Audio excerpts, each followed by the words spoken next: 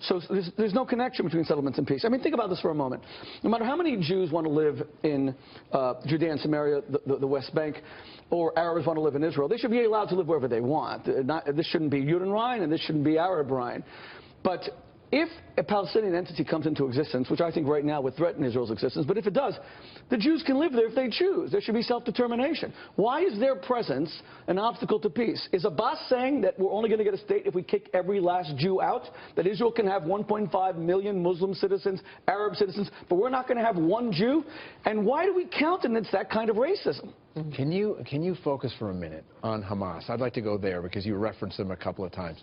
Is there any deal that can be made with Hamas? And if Hamas in Gaza have predictive value vis-a-vis what might happen in the West Bank? Do you think that they're going to take over the West Bank in the same way that they have in Gaza? Oh, I don't think. All the polls show that that's what's going to happen. Mahmoud Abbas is not popular. Hamas would destroy him in an election. And Mahmoud Abbas is so afraid of Hamas that he hasn't visited the West Bank in like a decade.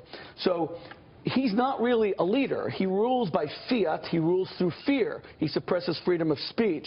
And as I said, he uses the money being given to him in international aid to fund terrorists.